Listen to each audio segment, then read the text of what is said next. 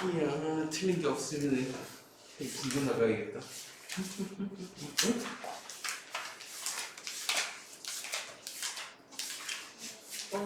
어디부터일까요? 36개.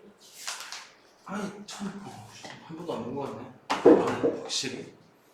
자, 그러면 32페이지 광물과 풍화라는 게 나오는데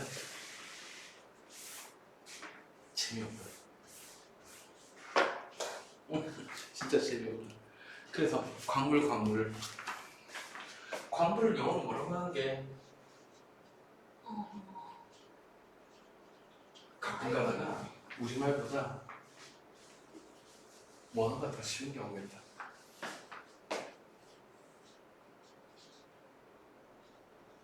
아, 맞다. 네. 미네랄. 그래, 미네랄. 미너랄. 어쨌든 광물이라고 하는 게 사람들이 미네랄이라고 부르는 게 광물이다. 근데 그래도 뭔 뜻인지 모르겠으니까 광물 뭐라고 되어 있죠? 함정을 구성하는 작은 알갱이. 그러니까 뭔 소리인지 모르겠는데 이걸 다각적으로 보자. 사람들이 제일 익숙하다라고 생각하는 암석학을 그리자. 화강암. 이거 네가 하는 거니까, 그지? 화강암은 잘 보면 사실 알갱이가 3개거든. 화강암의 특징이 일단 화성암이지. 네. 화성암 중에 심성암이니까 천천히 식어서 알갱이가 크겠지. 그래서 문제는 보이는데 화강암은 생각해보면 전방이 돌이라고 부를 정도로 점이 촘촘하게 박혀있다, 그지? 네. 그리고 아주 자세히 보면은 거기에 투명한 것도 반짝거리고 있다.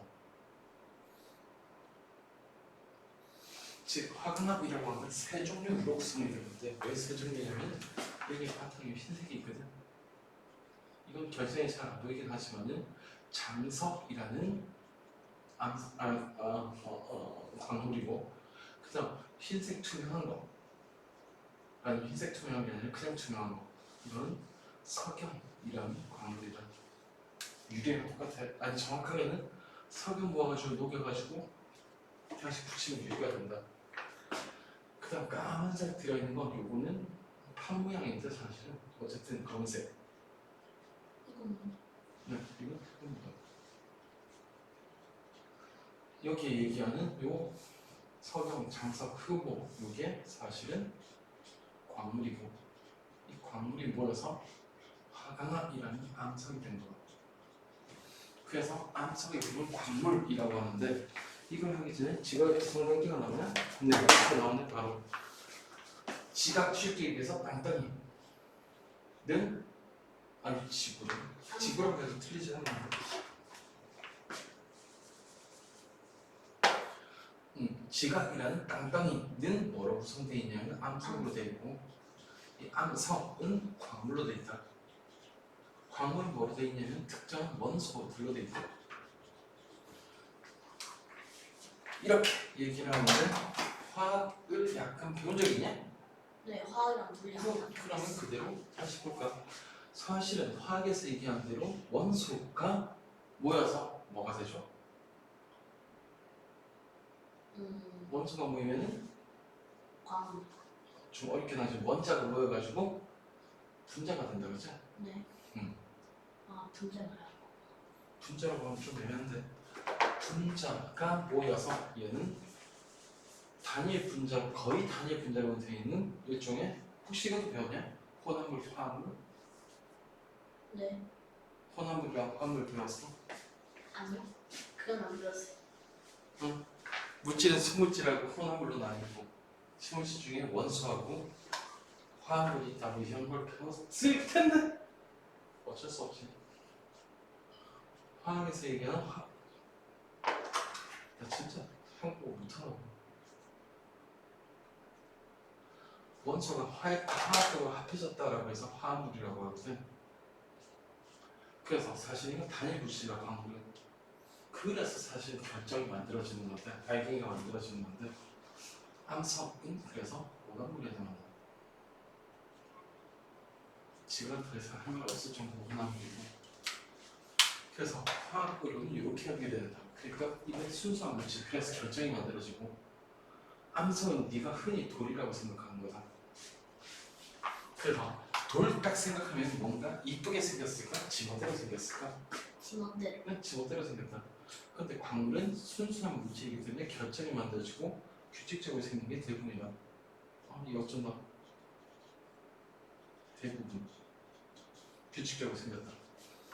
즉 뭔가 게임 같은 거 하다 보면은 미네랄이라고 생긴 꼬라지가 아주 이쁘게 이렇게 다들 생겨오는데 이게 단일한 물질이라 그렇다.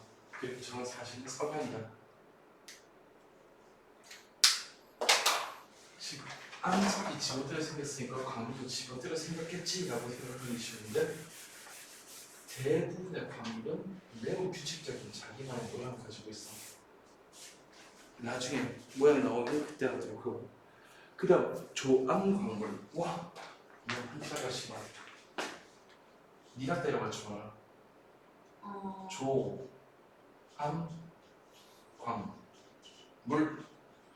광물에서 광물은 방금 배웠던 이건 암사가 이건 알게니까 됐고 조암이 무슨 뜻일까? 이건 쉽잖아.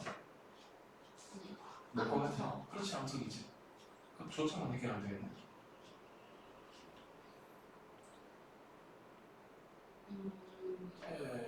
말이 좀 이상하긴 하지만 만든다 라고 할 때 조립이라고 하지. 그때 주잖아. 그럼 무슨 뜻일 것 같아 이게? 암석을 조립하는. 암석을 조립하는 기본 알갱이라는 뜻이다 그지? 그래서 책에서 뜻을 같이 한번 볼까? 뭐라고 되어 있는지? 암석을 이거의 암석을 구성하는 이루는 즉 구성하는 이게 조겠지? 광물인데 암석을 구성하는 광물은 5만 광물이 다 들어가긴 하지만 주요 조항 광물이라고 하는 게 6가지가 있을 거다. 그래서 주요 조항 광물이라는 게 나오네. 안타깝게 이거 외워야 된다. 우와. 근데 걱정 마. 한 개만 더. 별거 아니야.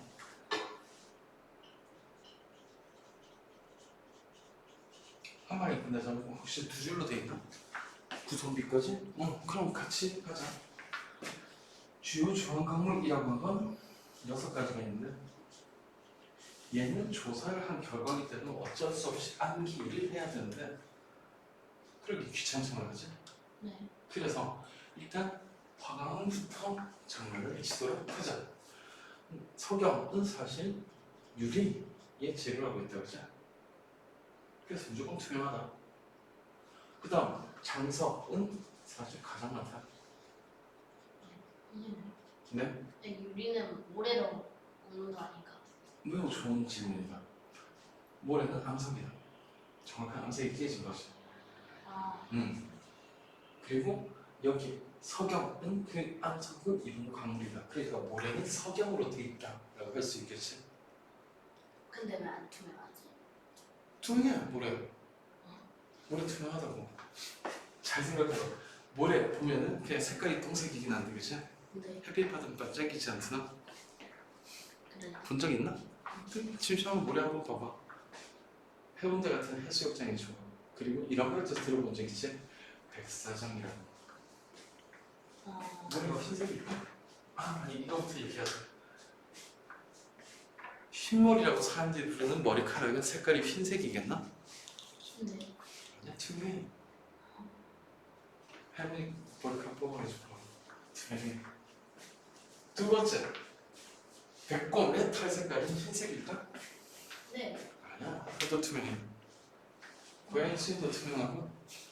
다음은 그 투명하고 표면이 살짝 거칠어지는 빛의 남반사라는 게 일어나서 흰색으로 보는 거야. 남반사. 그 비슷한 일 하나 더 볼까? 물방울은 투명하지? 네. 구름 물방울이 돼 있지? 네. 근데 구름은 무슨 색깔? 흰색이지? 흰색. 그래서 표면이 울퉁불퉁 또는 불규칙 아니 동그랗게 드럽게 많이 떠있다 이러면은 남반사가 일어나서 색깔이 주로 흰색으로 보인다. 그랬다는 거지. 자, 그 다음 요 흑음모는 익숙하지 않은 건데 검은색인 이유가 사실은 철하고 마그네슘 포함하고 있다고 했지. 철은 녹색이 무슨 색깔이 되지? 녹색. 그래, 철의 녹색이 무슨 색깔이 되나? 붉은색이 되겠지? 맞나? 네. 그러면 우리나라 같은 경우에 화강암이 주로 우리나라의 기반암이라고 얘기한다. 제일 많은 석이라고. 걔가 이번 달에 병원으로 풍화가 되면 얘들이 자기가 쪼개지겠죠. 그럼 장석은 풍화되면 희석이 된다. 유리는 풍화돼도 여전히 그대로인데 보통 딴 데로 쓸려내려가. 정확하게 내가 쓸려내려간다. 그 다음 얘가 녹으면 철, 가루가 나오거나 아니면 녹슨 붉은색이 섞이겠지. 상상해봐. 흰색에 철이 녹슨 색깔이 붉은색이 살짝 섞고 철이나 마그네슘 색깔이 검은색도 같이 섞으면 무슨 색깔이 될 것 같아? 일단 흰색에 빨간색 섞으면 핑크가 되지? 네. 핑크색, 분홍색. 거기에 검은색을 약간 섞으면 똥색이 된다. 똥색. 사람들이 흑의 색깔이라고 하는 게 이렇게 만들어져. 장석하고 흑금의 검은색하고 빨간색 섞여서. 그러니까 사실은 우리나라가 화강으로 되어 있으니까 제일 많이 있는 부분이 이 중에 누군가 있을 거다. 얘들은 상위권이거든. 지구 전체도 마찬가지야. 자, 그래서 주어 조항 한번 쭉 부르기 전에 밑에 거 먼저 불러볼까요? 제일 많은 게 누구라고 그랬죠? 장석. 네, 이놈이지. 흰색. 화강암에 있는 저 장석이 사실 제일 많다. 야, 부끄러움 얘기하는 김에 하나 더. 색깔이 흰색이 아니라 투명하다고 했지? 네. 그럼 피부색은 무슨 색깔이게? 백곰이요. 피부는 살색? 검은색이야. 근데 털은 투명해. 그래서 어떤 일이 벌어지냐면은 햇빛이 들어오면 투명한 백곰의 털을 뚫고 피부에 검은색이 흡수가 된다. 그런데 피부에서 흡수한 놈이 열이 나갈 때 투명한 이 털 색깔은 안타깝게 이 적외선에 대해서 불투명하거든. 그럼 털 속에 열이 갇혀. 그래서 따뜻해지네. 엄청 따뜻해. 북극곰이 그 추운 북극에서 물속에 들어간 이유 더워서 그렇다. 열받 엄청 열받아 이거. 그래서 의외로 사람이 흰색이라고 생각하는 게 투명한 색깔, 빨간색 진짜 왜 이런 식으로 지지? 알코올이 더 타야 된다고. 어쨌든 북극곰이 북극에서 수영하는 이유는 더워서 그렇다. 라는 거지. 됐고, 자 일단 화강의 장석 이런 놈이 제일 많다는 거 해결됐으면 그 다음 두 번째 많은 놈도 익숙한 놈이네. 이러지? 그래서 장석하고 석양이 제일 많다. 근데 세 번째 많은 놈은 스파이가 하나 있네. 누구죠? 어차피 나도 모르니까 책 보고 읽어. 휘석. 이런 놈이 있다 그지? 세 번째 많고 그 다음 나머지는? 삼성. 순수 잘 모르겠으니까 대충 해야지. 네, 선생님. 네? 근데 휘석이랑 각삼성은 각성서. 공부니까 지문대로 되는 것 같은데요. 그렇죠. 얘들은 전부 다 광물이 전부 다 일정한 모양을 가지는 건 아니거든. 그게 이유가 있다. 그럼 좀 이따가 쪼개짐과 깨짐 이런 걸 보면서 얘기를 하고 대부분 규칙적이라고 이제 전부 다 규칙적이라고 안 했어. 그리고 규칙적이란 것도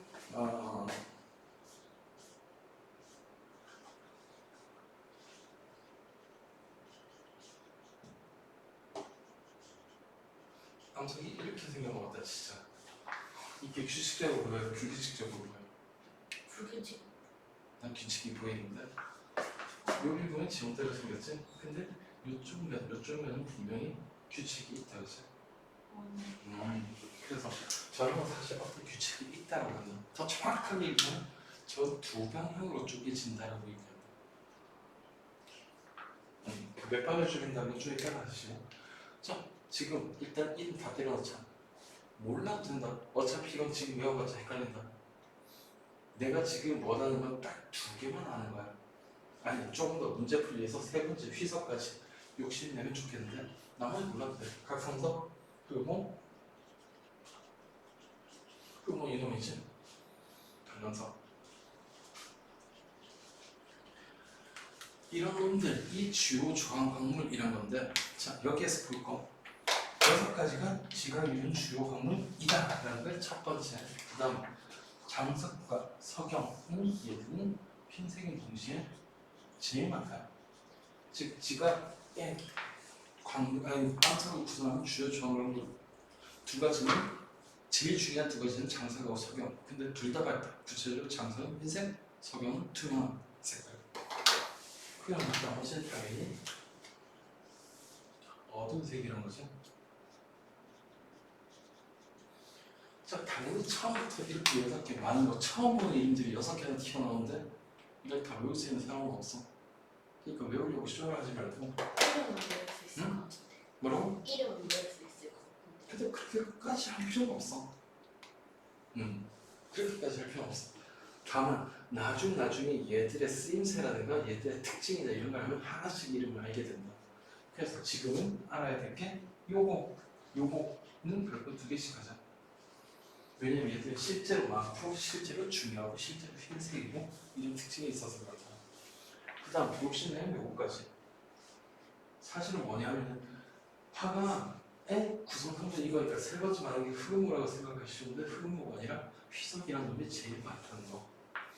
그 다음 나머지 쭉 들어가는 것 중에 흑음모를 약간 체크하는 거. 저 위에 화가의 성분이라고 그렇다. 그리고 센스도 있다 좀. 그리고 요거는 취미생활용화. 이거 뭐냐면 멘티라는 거 들어본 적 있나? 지각의 구성, 지각 밑에 멘티라는 게 있는데 그 멘티의 주성분이다. 그리고 이 색깔이 또 쥐비라고 하죠. 녹흑색, 그러니까 녹색이다. 좀 더 정확하게 얘기하면 사파이어라는 놈이 있지? 녹색 보석, 반짝이는 거, 투명한 거. 얘가 주성분이야. 즉 멘티로 들어갔을 때 멘트는 사람들이 흔히 생각할 때 딱 보고 들으면 뭔가 온도가 높아지면서 주황색이 될 것 같지. 근데 멘트는 사실 녹색이다. 응? 그래서 취미라고 했잖아. 책에 그림 보면 멘트는 전부 다 오렌지색으로 그려놨어. 녹색인데 그것도 투명 반짝거리는데. 반짝거리지 않지. 빛이 없으니까. 근데 투명하긴 하다.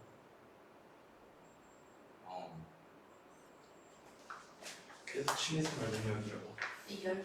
근데 그 뭐냐 안쪽에 핵이 뜨거우니까 열을 받으면 색깔이 변하지 않을까요? 매우 좋은 질문이다. 사실은 특정 온도마다 색깔이 반드시 주로 나타나는 색깔이 있어.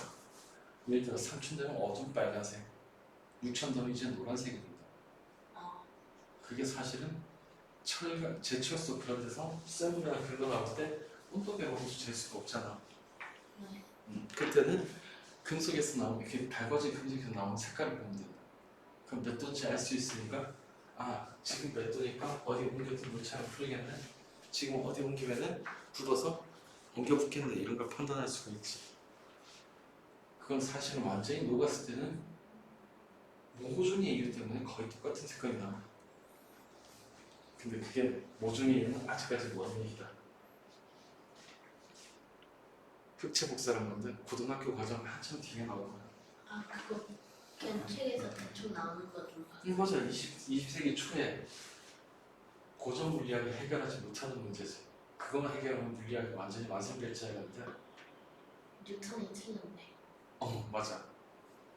그 문제를 해결하니까 물리학이 다른 놈이 끝이 죽었다고. 틀린 이론이었던 얘기지. 그거 어떻게 하냐? 맞아. 양자역학 시작이랑 관계 있는 얘기야. 자, 이러면 주요 조항금을 6가지 그리고 부피 B까지 나왔는데 누가 더 많다라고 하면 다시 3번째까지만 하면 된다고.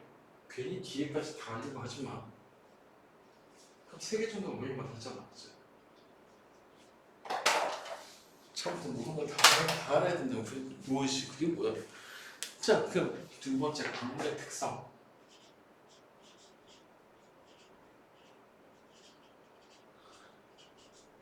왔다. 한글 드럽게 못 쓴다, 그지?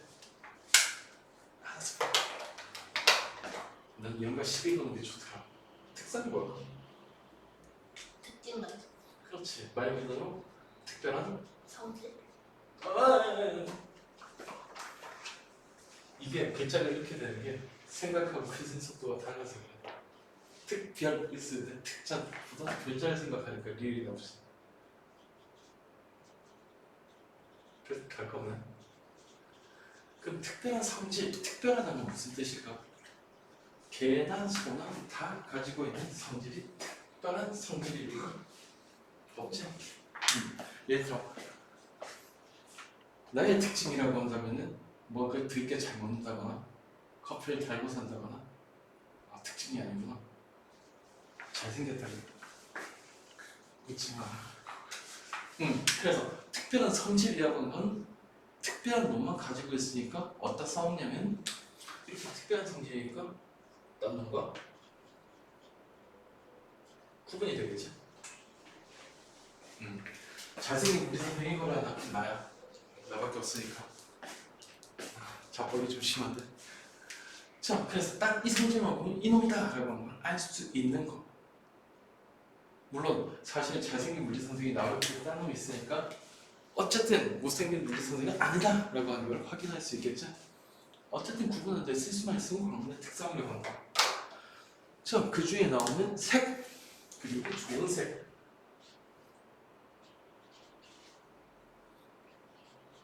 아이싱 1번하고 2번 세트 메뉴라서 같이 하도록 하자.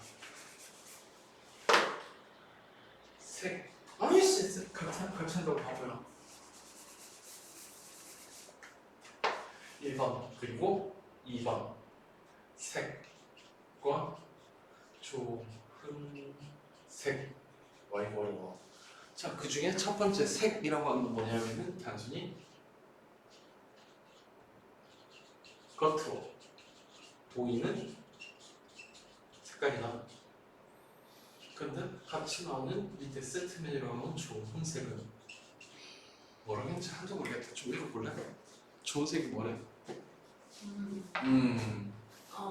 광물이 좋은 판에 그렸을 때 나오는 광물 가루의 색. 뭔 소리인지 하나도 모르겠다, 그죠? 네. 대체 왜 좋은 판에 가는지 긁었을 때는 어디 있을까? 네. 이게 굳이 알아야 될까? 굉장히 중요한 거라서 광물을 그러니까 색깔은 비슷한 광선이 많지. 예를 들어 얘들 전부 다 어두운 색이잖아. 네. 그럼 얘들을 어떻게 구별할 건가? 색깔로만은 안 된다는 얘기다. 근데 좋은 색을 같이 비교하면 색과 좋은 색 두 개의 세트로 비교했을 때 그 성질을 가진 놈은 하나로 특정이 된다. 그래서 1번하고 2번을 같이 하는 건데 복잡해 보이지만 사실은 되게 단순한 얘기다. 광물을 좋은 판에 긁었을 때 나타나는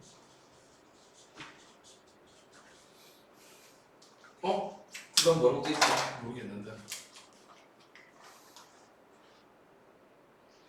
그냥 책 보고 읽어줘.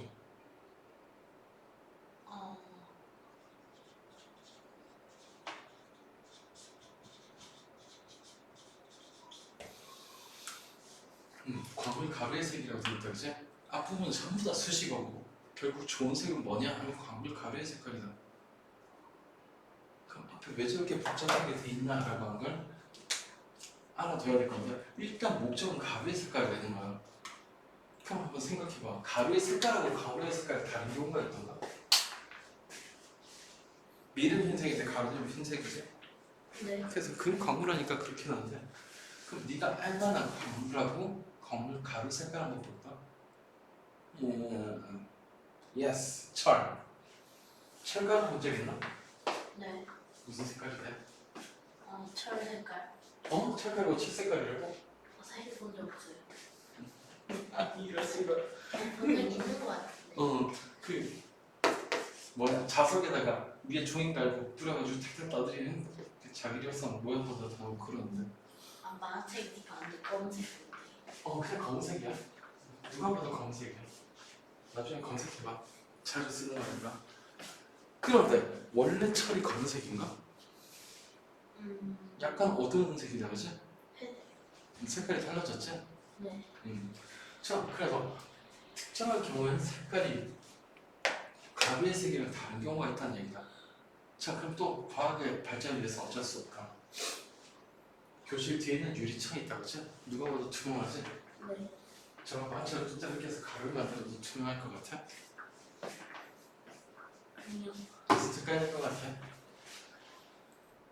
음, 당연히 흰색이다. 아, 투명하게 잘게 죽이면 흰색이 된다고 했다, 그치? 그래서 뭉쳐있을 때하고 가루가 됐을 때 색깔은 다른 경우가 있다는 얘기다. 자, 그러니까 결국은 가루의 색하고 진짜 색이랑 비교하겠다라는 말인데 괜히 앞에 모르는 말 좋은 판이 그러면 좋은 판이 뭔데 도대체? 그 광고 좀 복잡해 죽겠는데 사실은 뭐냐면은 좋은 판은 그냥 촉을 그냥 자기 판이다. 자기 판 도자기 얘기야. 근데 도자기는 뭐로 만드냐면 흰색 장석 가루 가지고 벡터란 걸 만들어서 그 굳혀가지고 만드니까 당연히 촉을 그냥 자기 판 당연히 흰색이다. 색깔 구별할 때 제일 좋은 게 바탕이 흰색일 때다, 그죠? 즉 자기 판의 좋은 판의 특징은 흰색이고 동시에 좀 튼튼하다. 구체적으로 아직 안 배운 굵기라고 한 게 밑에 나온다, 그지? 그게 7 정도가 돼. 그러니까 꽤 많은 광물을 긁어도 안 긁힌다는 얘기다. 그러니까 다른 걸 쉽게 긁을 수 있을까? 하필 좋은 판을 쓰는 것뿐이지. 만약에 좋은 판을 긁었는데 워낙 튼튼한 광물, 다이아몬드 같은 거라 가지고 가루가 안 난다. 그럼 어떻게 하면 될까? 좋은 사람 모르나? 웬만한 광물은 좋은 판을 긁으면 긁힌다. 그래서 가루가 나온다. 그런데 다이아몬드 같이 튼튼한 놈들은 긁으면 오히려 좋은 판이 긁힌다. 그럼 가루를 못 내잖아. 네.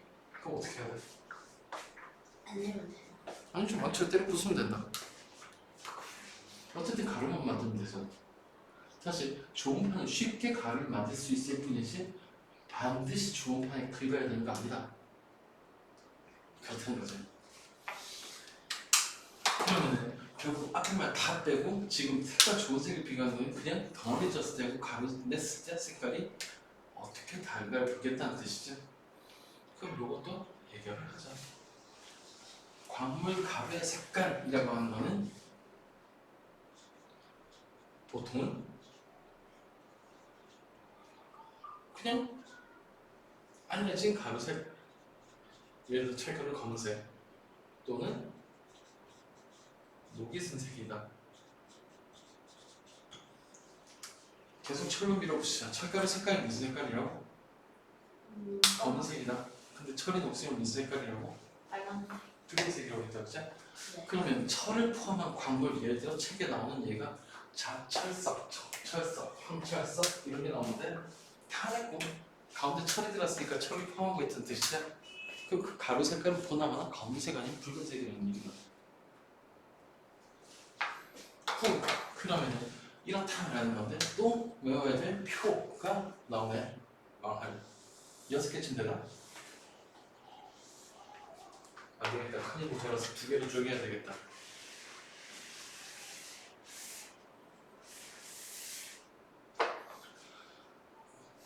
잠깐만, 누가 먼저 나오지?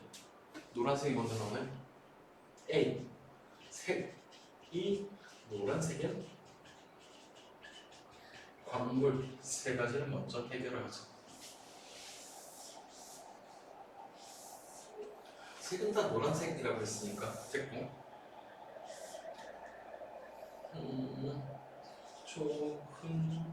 초록색 있을 건데 색이 되고 광물 노란색이 나온 광물은 3가지가 소개가 되고 있다, 그치? 다 비슷해서 얼핏 모르는 사람들이 속여먹기 좋은 거다. 일단 제일 비싼 금이 있다. 그리고 황, 동, 석 그리고 사람 이름 같다. 황, 철, 석인데 금은 됐고 그냥 쪽에서 얘기해볼까? 황이 무슨 뜻이게? 그 노란색 뜻이지? 네. 지금 황동석이고 황철석이 전부 다 황자가 붙었으니까 노란색으로 보이는 놈들이다. 그 다음 신경 안 써도 되는 석은 그냥 돌덩이라는 뜻이지. 그럼 결국 구분해야 될 건 가운데 있는 돈하고 철이겠네. 돈철. 그 메달. 그렇지. 금메달, 은은 노란색 아니까 되고 돈메달인데 돈은 무슨 뜻이게? 모든 사람이 다 좋아하는 편의점 이름이죠, 그지? CU. 아,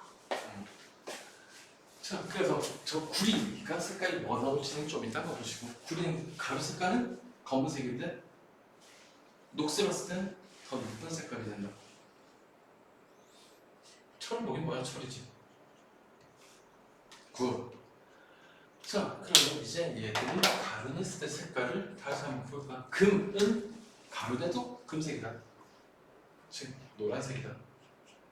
금색이다, 금색. 근데 황동석은 모르겠으니까 최종 컨닝해주네. 무슨 색깔이라고 돼 있어? 녹색. 녹색. 조금 어두운 색깔 나는 녹색이다. 즉 녹색계열이라는 뜻이다. 이쁜 색깔 모르겠지? 황채석은 모르겠으니까 읽고 너무 알려줄래? 검은색. 자, 철가루 색깔이 검은색이 있다고 했다, 그죠? 사실은 여기에 얘로 나오는 암석 중에 철석만 빨간색이고 나머지 다 검은색이다. 철그런 거. 그러면 이제 이 색깔 중에 검은색, 노란색은 됐고 노크색이라는 색깔은 모르겠다, 그지? 네. 그래서 그걸 설명해 줄게. 혹시 뉴욕이라는 도시의 상징이 뭔지 알고 계십니까? 이상한 아줌마가 그지? 네, 이상한. 이상한 거 찍기 세 있어가지고 이렇게 서 있고 여기 펴주고 되게 잘 그렸네. 쟤들 완벽해. 오! 근데 그림 왜 이렇게 잘 그리지? 근데 저 자의 예술상의 색깔이 무슨 색깔인지 알고 있나? 초록색. 초록색이다, 그치? 왜 그러냐고? 녹슬어서. 구리로 표현 만들었는데 녹슬어서 그렇다. 그래서 딱 그 색깔이 녹색이다. 정확하게는 거기에 검은색 조금만 섞으면 녹색이 돼. 즉 자유의 예술상이 구리, 녹슬어서 녹색으로 보인다. 이걸 알고 있으면 구리가 녹슨 색깔이 녹색이라는 걸 알 수 있지? 다른 것도 할 수 있다. 장난감, 건전지를 움직이는 장난감 한참 동안 안 쓰다가 건전지 교체를 보면은 건전지 닿는 부분이 녹색으로 돼 있지. 본 적 있냐? 아니요. 엄마가 다 보였나 보다. 오래된 전자기구, 쌍용일수록 건전지에서 극이 녹으면 건전지에 닿는 부분을 녹으면은 구리가 전부 녹색이 된다. 그러면 니한테 익숙한 게 그러면 동상이라나? 학교 동상까지 포함. 동상 본 적 있냐? 네. 거기에 구석탱이에 녹슨 데 보면은 이렇게 녹색으로 녹슨 부분이 보일 거다.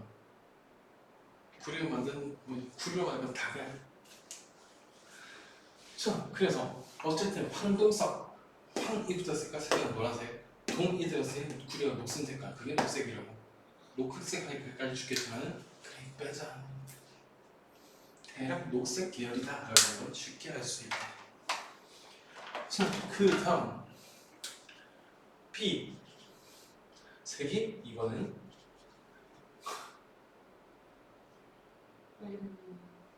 색이 검은색이라고 쓰이는데 왜 흑자가 나오지?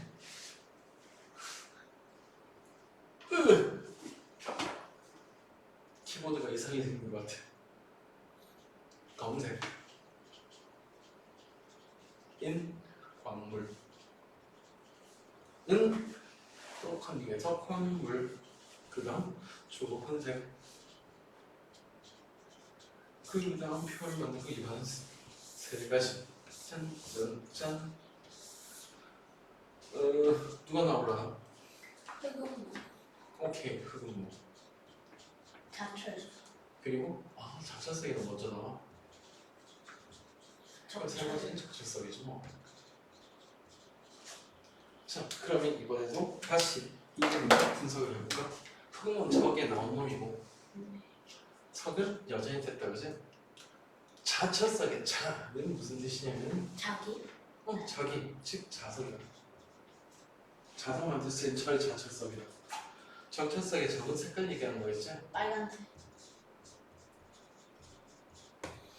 즉 이거에서 뻔하게 알 수 있는 거 누가 주황색이 빨간색일까?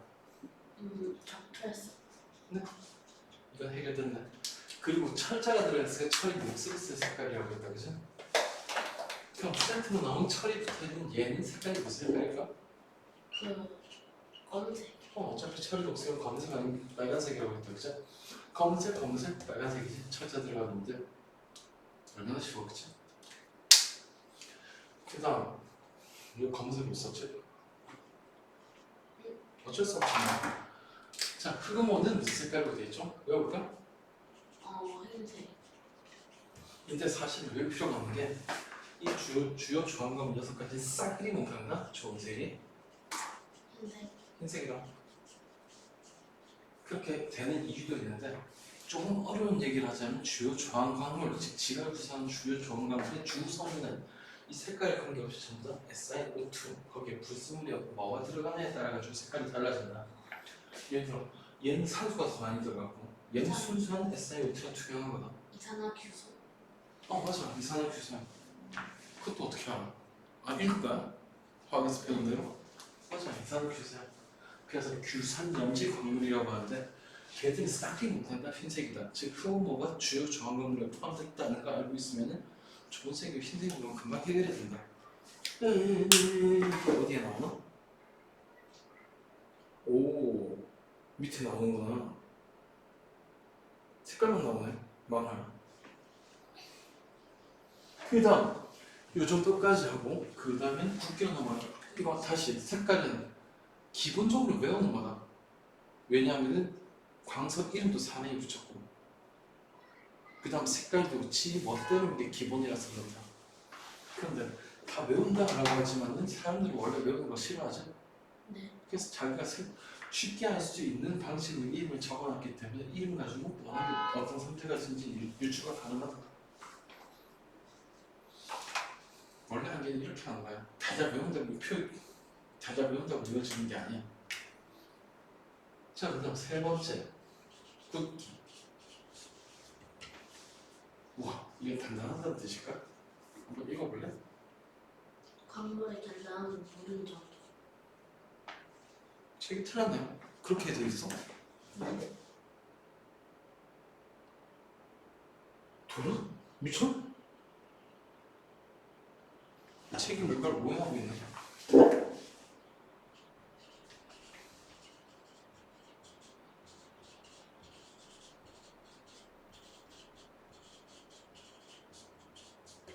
여기 맞다.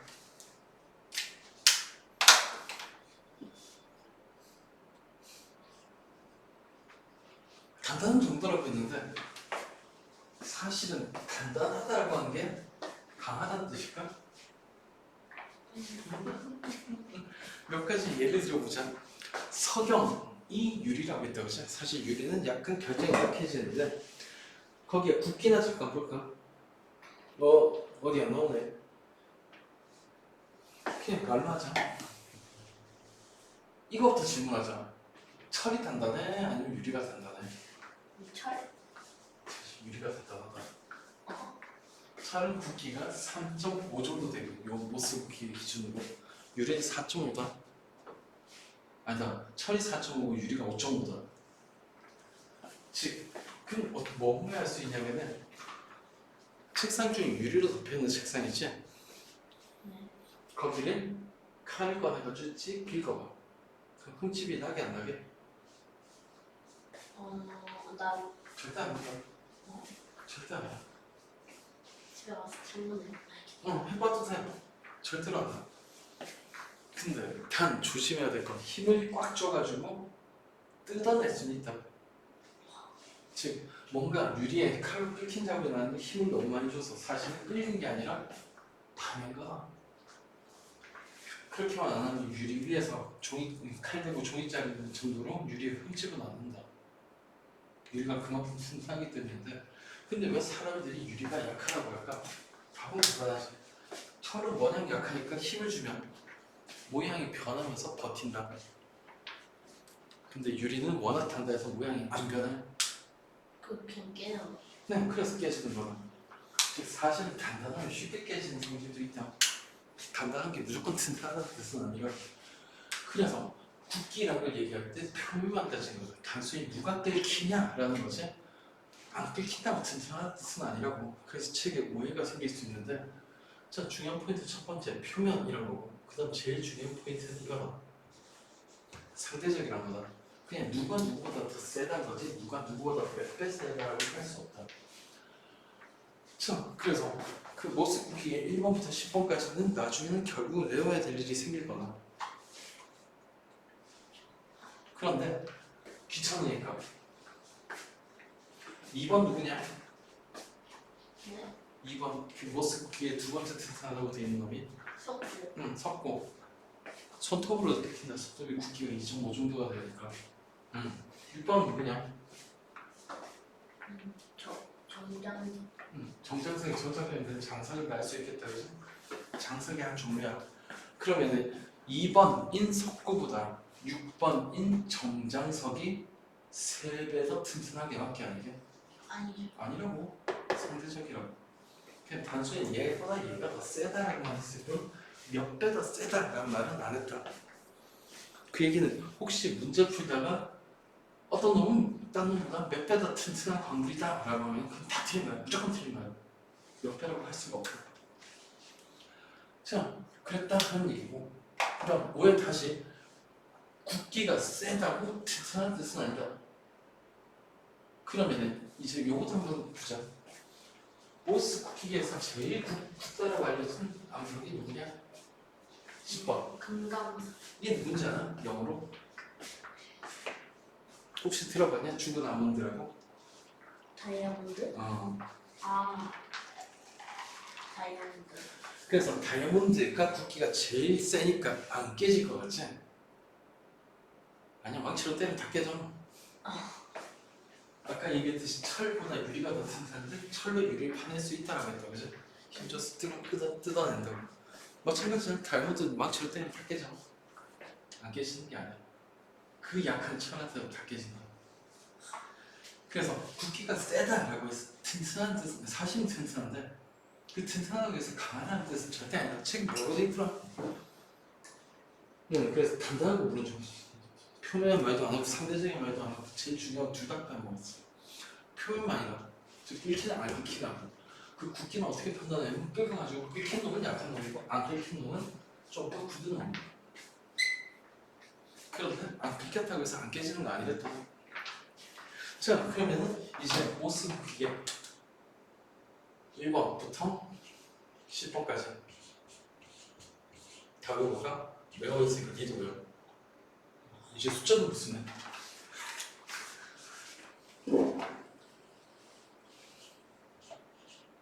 자, 사실 이거 외운 것도 취미생활 요령이다. 1번이 활석. 이거 어디다 쓰냐면은 이렇게 바르는 거 있잖아.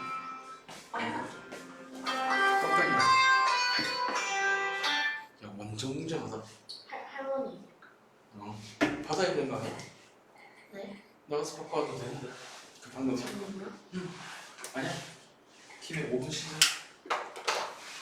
네.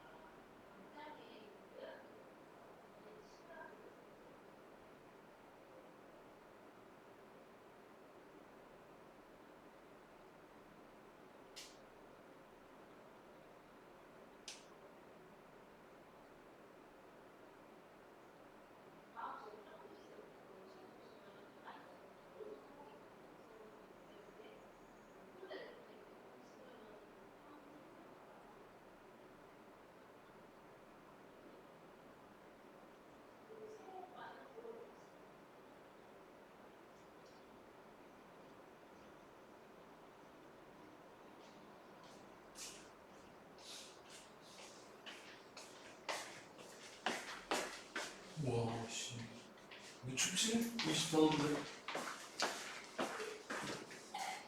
통화 끝났어? 네. 네.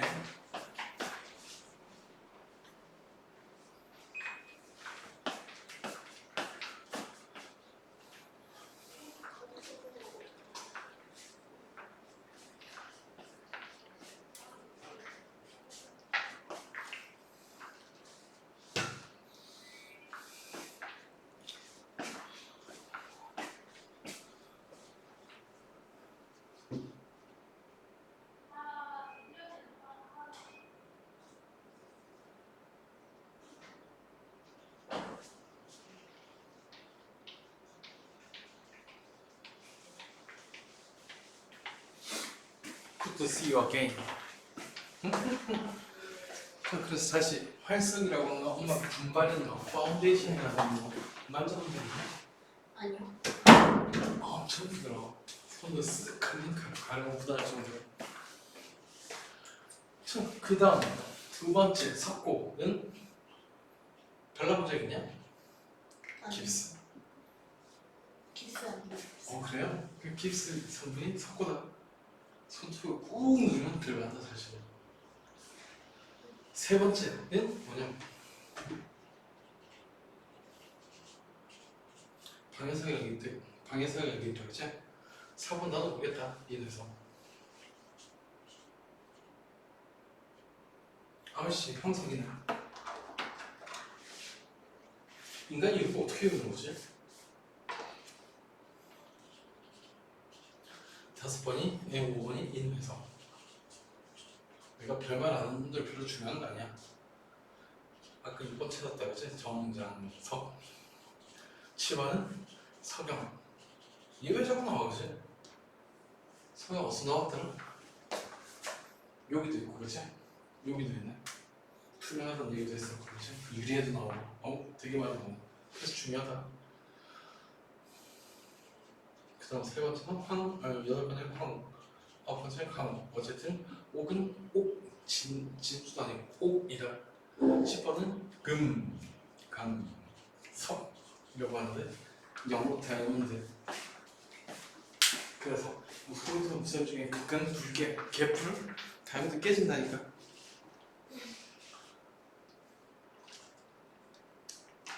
그래서 무협시 보면 극강 불개라고 트트하는 사람들 다 친다 그죠?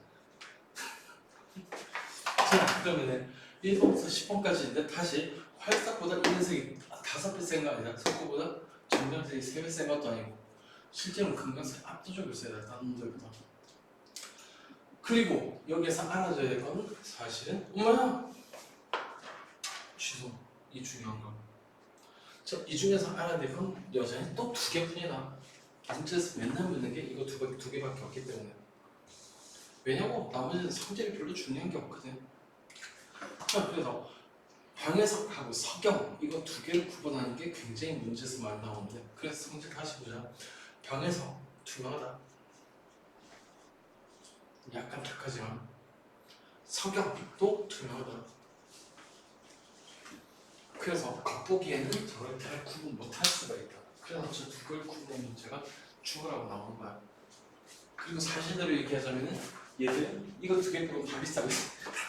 그래서 흔하게 볼 수 있는 놈들이 아니거든. 특히 그렇게 비싸지. 잘 보면 화목하고 보석이잖아, 그치?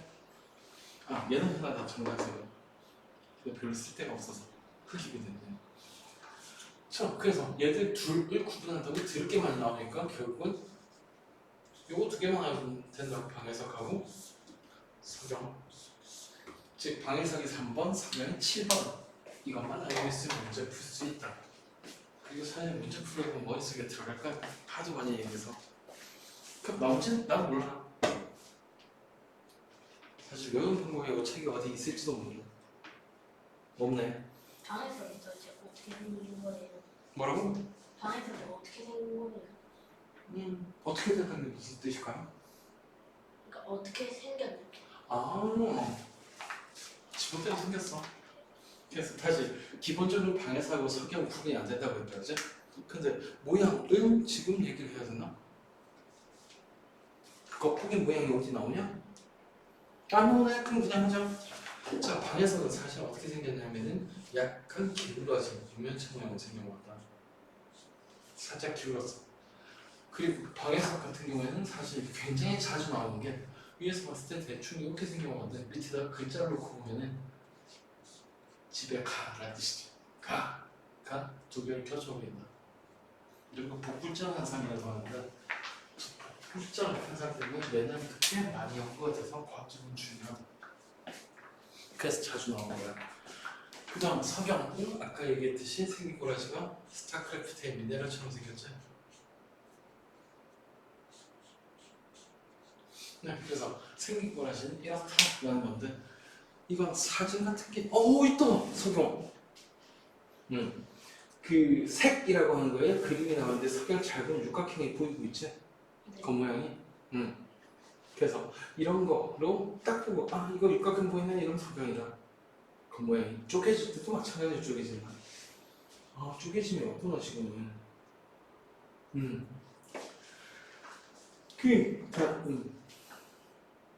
진짜 없네. 징징징 어쩔 수 없이. 자, 그래서 생긴 꼬라지 가지고 구분하는 건 됐고 방해석은 그 외에도 성질이 몇 가지가 나오거든. 몇 가지가 아니라 자, 이거 기울어진 육면체 말고 복불자유라는 거 그리고 염산반이 없다는 거. 밑에 염산반이 있다 그죠? 자, 그래서 붓기 있는 이 정도까지 다시 굵기가 굳다는 건 잘 안 끓인다는 뜻이지. 더 센 건 아니다. 그리고 굵기를 정할 때는 긁어보고 긁힌 놈은 굵기가 작은 거. 그 다음 안 긁힌 놈은 끓이는 놈은 굵기가 센 거 이렇게 정하는 것 뿐이다. 자, 그 다음 또 다른 성질 뭐가 있죠? 자성, 자기적인 성질, 그러니까 자색의 성질을 가지냐는 거다, 그지? 근데 이거 많이 본 것 같은데? 여기 있다, 그지? 자천색의 자자가 무슨 뜻이라고? 자색의 성질 가진다고 했다, 그지? 그래서 자성 가지면 자천성밖에 없다. 그래서 별로 중요한 거 아니야, 묻지도 않고. 굳이 물으면은 자체색을 자자 보고 뻔하게 판단할 수 있을 거다. 그 다음 6번째 영상반응. 6번째 5번째인가? 응, 5번째 영상반응. 영상반응이 나온 이유는 딱 하나뿐이다. 이거 두 개 구분하기 영상.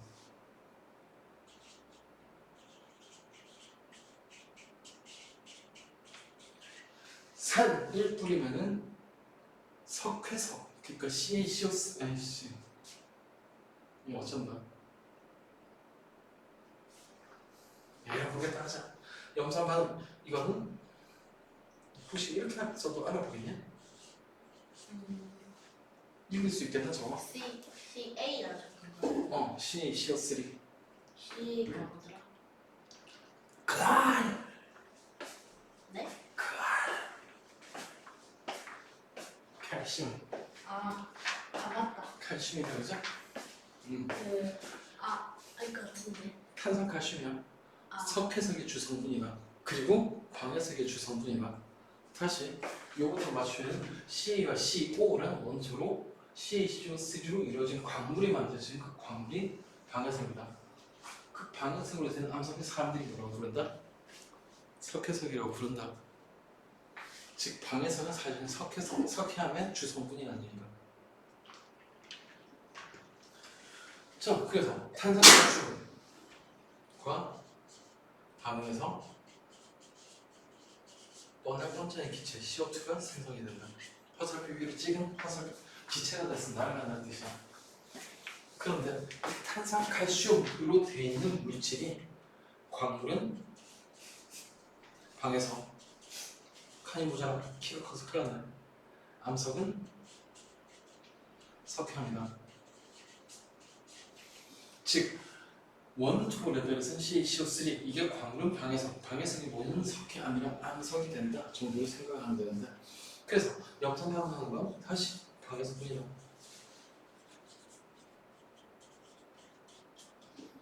그 얘기는 이렇게 구분한다는 뜻이겠지. 굵기를 비교했더니 투명한 두 암석이 있는 두 광물이 있는데 A는 B에 긁혔다. 그럼 얘가 약하다는 뜻이지. 그리고 A가 염산 반응했다. 그럼 방에서 확정이네. 이런 식으로 싸먹는다는 얘기가 아무 때나 염산 반응시키는 건 아니야.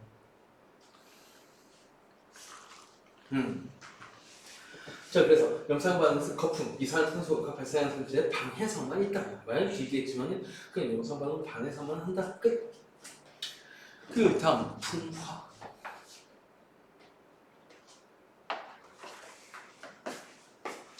풍화란 말 어디서 들어본 것 같은데. 암석이 풍화되면 뭐가 되죠? 그럼 퇴장물이 생기는 과정에 풍화라고 하는 걸 배웠다, 그치? 그럼 그 풍화를 들어가기 전에 어쨌든 풍화가 되면 잘게 부서진다는 뜻이다. 질문이다. 설탕을 부수는 두 가지 방법으로 진행하느냐. 각설탕이 니한테 줬다. 그리고 각설을 부수려. 그냥 망치대로 부숴도 되겠죠? 다른 방법이 있나? 그렇게까지 힘들이고 싶지 않다. 알아서 스르륵 부러지게 할 수 있는 방법이 있을까? 각설탕을? 물에 넣어. 그렇지. 물 한 방울 갖다가 알아서 부서진다. 자, 이렇게 뭔가 덩어리, 즉 암석을 잘게 부수는 과정이 풍화인데 그 풍화는 방법이 두 가지가 있다. 첫 번째, 망치로 때려 부수듯이 힘을 줘서 깨는 거. 그런 걸 기계적 풍화라고 해. 그리고 물 떨어뜨려가지고 알아서 스르륵 무너지게 하는 거. 이런 걸 화학적 풍화라고 한다.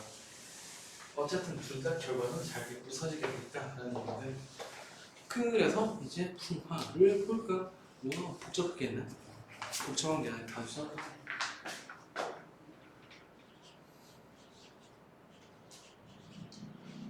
풍화, 옛날 사람들이 이름을 풍화라고 지은 이유는 그냥 암석이 밖에 있으면 잘게 부서지거든, 점점. 그래서 뭔가 발 많이 맞아서 그런가 보다 라고 해서 이름을 저렇게 지었는데 바람 때문은 아니다. 자, 그래서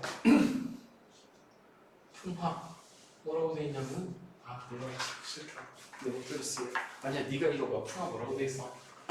지표의 암석이 오랜 시간에 걸쳐 작게 부서지거나 암석의 성분이 변하는다. 성분이 변한다고? 네. 내 것도 포함이야.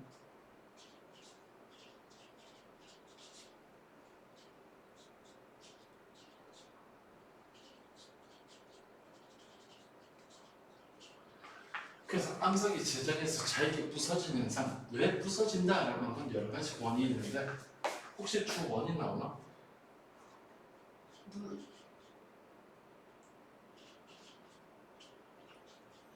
오케이, 물. 그리고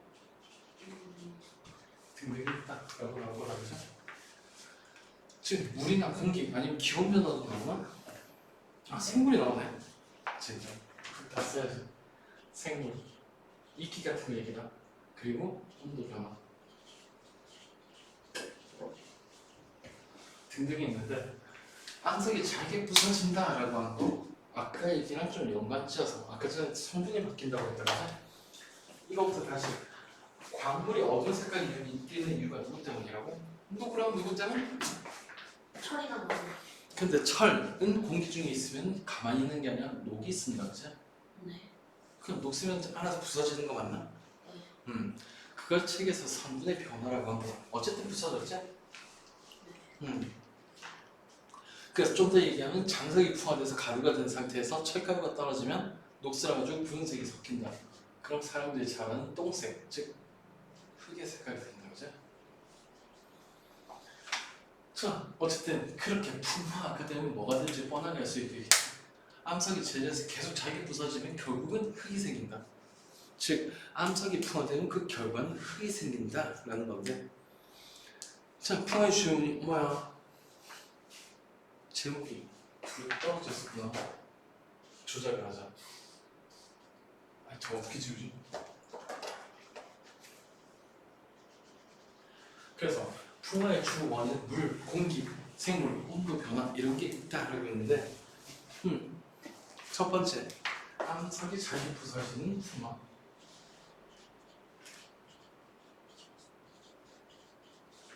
잘 개짜리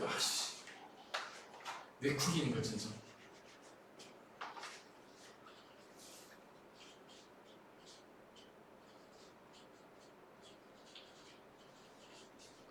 암석이 잘게 부서지는 풍화는 사실 어려운 말로 기계적 활용한다. 내용은 간단해. 모종의 힘 또는 힘 비슷하게 작용하거나. 얘기하자면 마치 때랑 부순 거랑 똑같다고. 단 그 힘을 가는 방식이 좀 이상한 것 뿐인데 제일 먼저 나오는 거는 마음에 안 들어. 순서 바꾸자. 첫 번째, 물이 어는 작용. 쐐기 효과라고 하는데 물은 특성이 있지. 물은 얼 때 부피가 커진다. 네. 심심하면 집에 가서 확인해 봐도 돼. 유리병에 물 꽉 채운 다음에 뚜껑 닫고 해봤어? 네. 봤어야 하는 거? 응. 그래서 물은 얼 때 부피가 커져야 하는데 못 커지면 둘 중에 하나다. 안 얼거나 억지로 커지면서 얼거나. 근데 그 억지로 커지면서 어느 님이 의외로 세다는 얘기다. 그래서 이건 전문 용어도 있는데 쐐기 작용이라고 해. 원래 암석이 있었다. 거기에 아주 작은 흠집이 났는데 비가 와가지고 거기에 물이 채워져 있었다. 근데 겨울이 됐어. 겨울이 되면 물이 얼었다지. 지금 물이 얼음이 되는데 진짜 매끈하게 파였으면 얼음이 얼면서 밖으로 튀어나오겠지만 꾸불꾸불한 못 튀어나와. 대신 얼면서 부피가 커지려고 하니까 마치 이 암석이 양쪽으로 밀어제끼는 것처럼 작용하겠지. 그럼 그 결과는 어떻게 될까? 암석이 쪼개진다. 그냥 암석이 쪼개집니다. 매워졌네. 착한 사람이 똑같은 그림으로 그릴까? 오래 썼는데 어쨌든 암석이 알면서 틈이 쫙 갈라지기 시작한다는 거죠. 문제는 이걸로 끝이 아니라 그 다음에 빗물이 들어가면 여기까지 물이 스며든다, 그치? 그럼 다음에 또 하겠지? 또 양쪽에서 쫙 늘리겠지? 이게 반복되면 암석은 점점 잘게 부서져 간다. 즉 여름에는 비가 오고 겨울에는 물이 어는 온대 지방 정도에서는 사실 이게 풍화의 주 원인이 돼. 그래서 특별한 이름까지 붙어있다 정도 생각하시면 되고, B는 뭐냐면은 나도 모르겠다. 이제 선택을 할까? 압력 감소할까? 식물 뿌리의 작용. 이게 뭐부터 할까? 쉬운 거. 그럼 식물 뿌리. 혹시 앙코르와트라고 본 적 있나? 아니요. 캄보디아의 사원인데 사람들이 오랫동안 갔더니 거기 나무가 자랐다. 근데 꽤 무거운 돌로 만들었는데 그 돌이 전부 다 휘저으면서 자랐어. 즉 식물 뿌리가 자란다라는 건 생각보다 굉장히 힘이 크다. 굉장히 크다. 경우에 따라서는 암석도 쪼개고, 그리고 쪼개는 것 말고 사실 식물 뿌리 끝에서는 화학물질이 나와서 암석을 녹이기까지 해. 근데 그건 조금 다른 얘기니까 요 정도까지 식물 뿌리가 주 원인 중에 하나다 정도까지만. 그 다음 세 번째는 압력 감소. 어려워 죽겠네.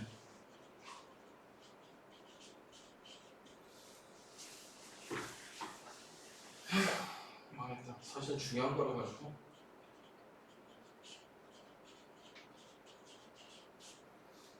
압력 감소에 의해서 일어나는 현상을 방리 현상이라고 하는데, 방리의 리는 떨어진다는 뜻이고, 박은 얇은 판때기 모양, 그러니까 판때기 모양으로 떨어진다. 이게 방리 작용인데, 그걸 잠깐 그림으로 볼까? 암석은 처음 만들어진 장소에서 제일 안전하다. 즉 땅속 깊은 데서 암석이 생겼다 치자. 그럼 여기서 암석이 얌전하게 잘 버틸 수 있는 이유는 땅속 깊은 데서는 땅의 무게 때문에 몸한 데서 압력이 작용을 할 텐데,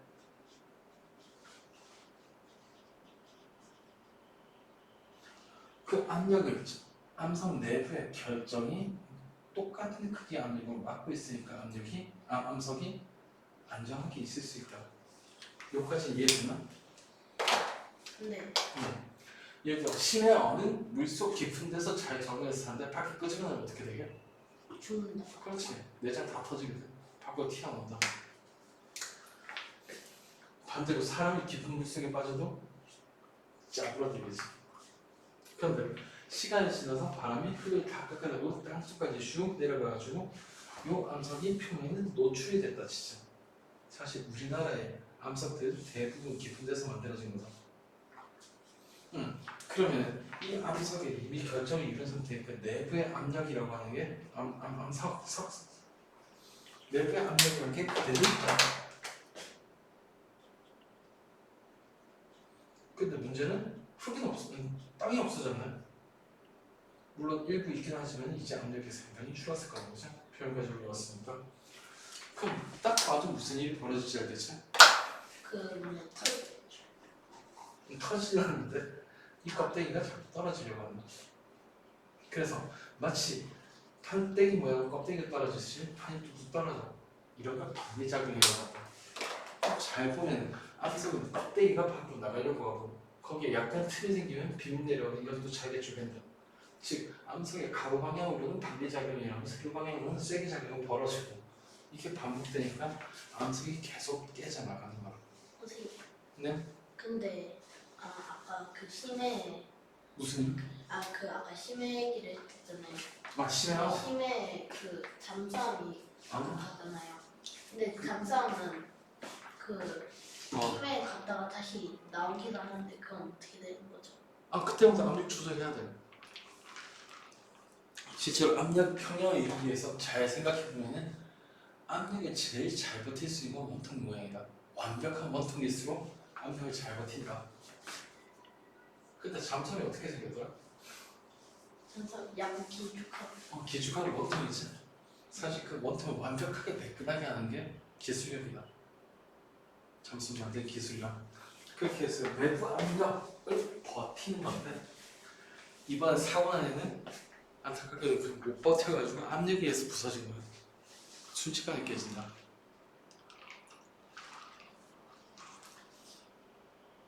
솔직히 생긴 모양이 좀 이상한 몇 가지 실수를 했지 걔들이. 첫 번째 둥근 모양인데 일본 모양을 살짝 바꾼 거. 그 다음 두 번째 그 재질이 FRP라고 하는 플라스틱 재질이야. 어느 정도 압력까지는 둥근 모양을 버틸 수 있겠지만은 심해 30m는 기압이 300기압인데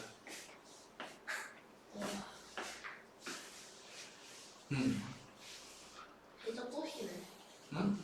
해저도시는 그 건물이 세우나 그 해저도시란 게 울산에 만들고 있지 않나? 그러니까 해저도시란 게 수심 몇천 미터에 짓는 게 아니에요. 예를 들어 태풍이 불어도 수심 25m 이하로는 별 영향이 없다라고 알려져 있거든. 참 쓰나미에 휩쓸리면 죽었다고 생각하면 돼. 그런데 쓰나미가 올 때 살아날 수 있는 방법 몇 가지. 해안가에서는 안 되지만 수심 한 25m 정도 내려가지고 바닥에 딱 붙어 있으면 쓰나미의 영향을 적게 받는다. 살 수 있다. 또는 배에 타고 있었다가 해안에서 최대한 멀리 떨어지는 게 유리하다. 먼 바다에서는 쓰나미 높이가 낮거든. 그 다음 해안가에 있다면 무조건 높은 데로 가야 된다. 무조건. 물 빠졌네요. 신기해. 구경 안 하면 죽는다. 그게 실제로 예전에 15세기쯤에 리스본이라는 도시에서 일어났던 일이야. 우리 지진도 자주 일어나는 도시에서 그랬대. 그래서 공부는 사실 살아남기 위해서 하는 거야. 옛날에도 그랬어. 선사시대에 공부 안 했으면 어떻게 됐을까? 선사시대는 아무것도 공부 안 했지 않나요? 진짜? 선사시대는 공부 안 하면 죽는다. 뭘 공부하냐고? 간단하잖아. 먹어도 되고 먹어도 안 되고 누구한테는 대부분 뒤지고 이런 거 안 만나고 이런 거 모르면 살아남겠냐? 인간이 최강 정도 아니야. 그래서 사실 원래 교육은 살아남기 위해서 한 거야. 근데 잘 생각해보면 지금도 그 속성은 남아있죠. 돈 벌려고 하는 거예요. 그럼 돈 안 벌면 어떻게 되니? 돈안 벌면 굶어 죽고 거봐, 공부하면 죽잖아. 국가에서 지원을 받잖아. 그래. 과학적인 사고를 하자는 말이야. 유전이라는 게 있다, 그죠? 네. 그 유전 부모의 성질을 자손한테 남기는 건데 일반적으로 사실 공부 잘한다 못한다 라고 하는 거랑 공부 좋단다 뭐 공부 잘한다 아니다는 능력하고 좀 무관하거든. 근데 확실하게 게으르다 라거나 머리가 나쁘다라는 성질은 있다. 그렇다면 인간이 발전하려면 사실 동물세계 그러니까 사자세계 보면 되게 멋지다 그지? 수컷 하나 그래서 다 가물이고 그냥 킹왕짱 같다 그지? 수컷으로 태어나고 싶니? 네. 알겠어. 그럼 태어날 때 수컷이 많았을까? 암컷이 많았을까? 컷? 똑같이 태어나. 응? 응? 의미있지. 그 많은 수컷은 어디로 갔을까? 죽었나? 네. 강한 놈이 살아남거든. 수컷은 수컷끼리 싸우잖아. 그러니까 상대끼리요? 형제 뭐가 없어. 일단 엄마 한 놈은 응? 엄마 아빠도 없어요. 그럼 고양이 보면 알 수 있지. 권하자. 없다. 결론적으로. 자, 그래서 사실은 그렇게 하는 이유가 뭔가 자기는 이젠 좀 수컷으로 태어나기 싫지. 네. 죽을 확률이 높으니까. 근데 그렇게 하는 게 다른 얘기로 하자. 옛날에 A랑 부족하고 B랑 부족이 싸웠다. 이게 진화의 원리야. 대체 왜 남자들이 나가서 싸우나라는 거지. A 부족에 남자가 50명 있었다. 여자도 50명 있었다. B 부족도 남자는 50명, 여자도 50명이다. 그래서 둘이 싸웠는데 A 부족은 남자만 나가지고 싸웠고 B 부족은 남자 여자 합해서 25명씩 차출해서 얘들이 나가 싸웠다. 그래서 양쪽 다 둘 다 한 놈씩만 살아남았다 진짜. 그럼 그 다음에는 남자 부족은 A 부족은 남자는 한 명, 여자는 50명이지. 네. 근데 B 부족은 대충 남자는 25명 살아남았고 어차피 별 차이 안 나니까 여자는 한 명 살아남은 게 26명이라 진짜. 그럼 인구수는 둘 다 52명을 똑같이. 근데 여기에서 큰 문제가 있다 그죠? 네. 누가 자손을 낳을 수 있지? 남자야 여자는? 당연히 여자. 여자겠지? 그럼 자손을 그냥 계산하기 쉽게 여자 한 명당 2씩만 낳는다 진짜. 그럼 그 다음에는 애들이 100명 나온다 그지? 이쪽은 문제가 심각한 거 알겠지? 그 다음에 또 싸우면 어떻게 될까? 일단 쪽수에서 발렸잖아. 그치? 네. 근데 더 심각한 문제가 있다. 얘들이 누구 자손이게? 다. 전쟁에 사용하는 영웅의 자손이게 그치? 네. 여기 어거지 떠거지지. 즉 전투력 자체도 이쪽이 더 쓸 가능성이 높다. 근데 쪽수도 많다. 그럼 그 다음에는 전쟁 하나 많아지. 그래서 사실 이게 동물 세계 또는 인간 세계가 작동하는 원리인데 잘 생각해보면 이 남자는 영웅이지. 네. 아까 얘기하던 그 살아남은 사자 수컷이다. 충분히 존중받을 가치가 있다. 왜냐면 다른 놈보다 세고 그죠? 그래서 강한 자손을 만들 수 있기 때문이다. 근데 문제는 나머지는 다 뒤졌다는 거죠. 근데 이렇게 해야지 후손이 강해진다. 이게 계속되면 될수록 이쪽의 후손들은 점점 더 강해질 거다. 그런데 그런 거 생각 안 하고 그냥 다들 살리겠다. 그러니까 적당하게 갔다. 그러면 그 수준으로 계속 머물 가능성이 크다. B는. 이게 진화야. 진화 굉장히 잔인한 거야. 그래서 대한민국 군대가 남자들만 가는 건가? 전쟁 나면 보통 남자들이 나가 싸우는 이유가 이거야. 사실대로 얘기하면 만화가자 필요 없거든. 그렇잖아. 남자가 여자 오시면 일시킬 수 있잖아. 오히려 많으면 어중이 떠중이가 더 많이 살아남는 거지. 근데 그게 또 반복되다 보니까 남성 우월주의라는 근거가 없는 우월주의가 생겼지. 잘 생각해보면 남자는 많아봤자 필요 없다. 그럼 지금 사실은 죽어라고 공부하는 이유가, 그러니까 네가 얘기했듯이 돈 벌어야 되는 이유가 정확하게는 다른 것보다 더 벌어야지. 그래 구성 관계니까 말든 하지. 여전히 이게 속상이야. 아 근데 초딩한테 할 말은 아닌데 갑자기 살기 싫어졌다 그치? 불쌍해. 자 그러면 풍화의 원인 중에 요까지 했으면 두 번째는 제일 커닝에서 뭐라고 써주냐면은 암석의 성분이 변하는 풍화.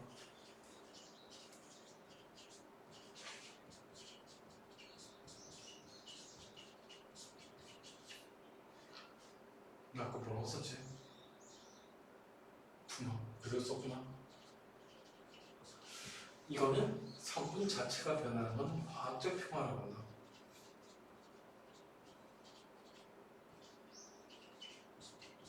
얘기하자면은 다시 세트가 완성됐으니까 풍화, 즉 잘게 쪼개는 건 두 가지.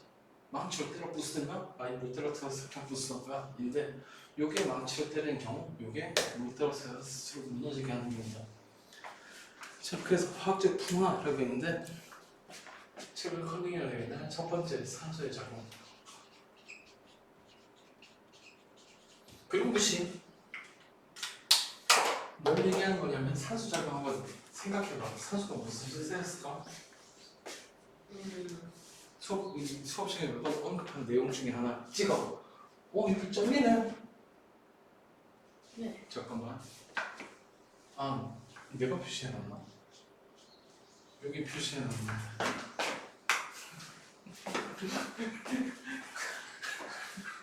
뭐야? 아 살짝 놓은 것 같구나. 슈프 어쩌렸다. 잘 안 보여서 잘 안 봐서 괜찮아요. 네. 자 산소의 작용.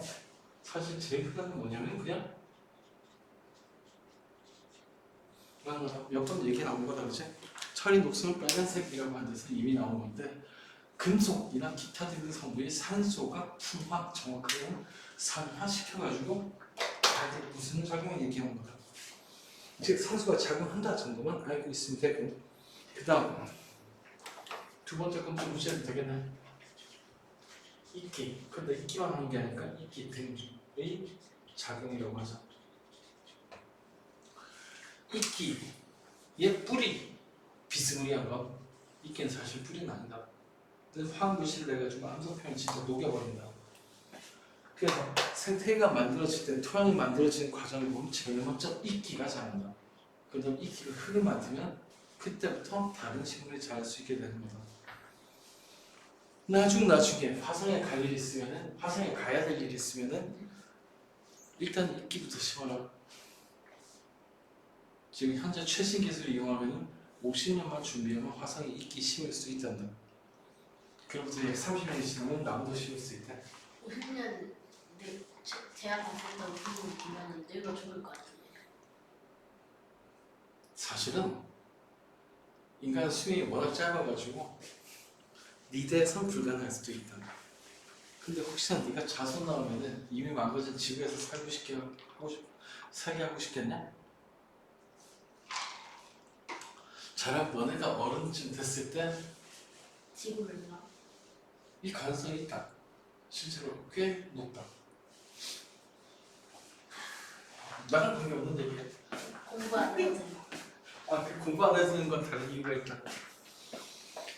그래서 사실 지금도 논의가 되고 있는 건데 그건 잠깐 하자. 상식이니까. 레이 커스와이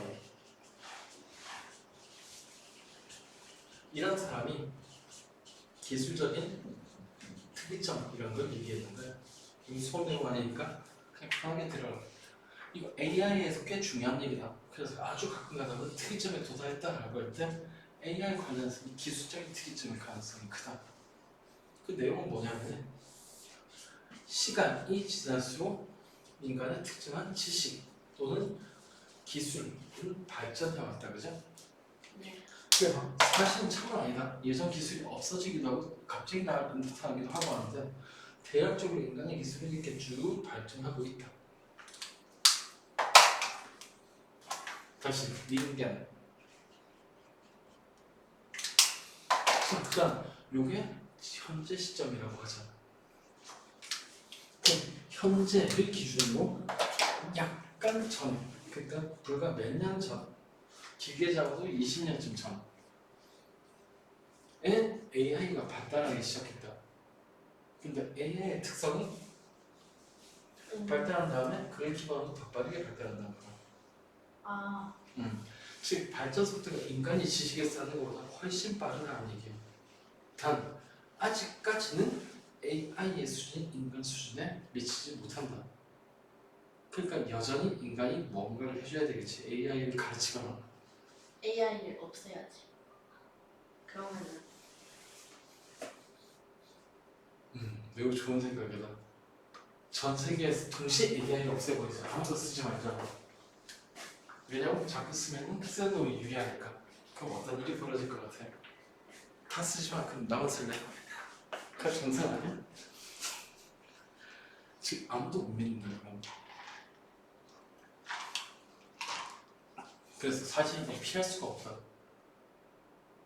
게다가 이걸 악용할 생각은 넌 더 심각한 건데 그보다도 무조건 피할 수 없는 기술적 특점 이런 건 뭐냐면은 이렇게 AI가 기하급 수용이 증가하면 언젠간 인간 따라잡겠지?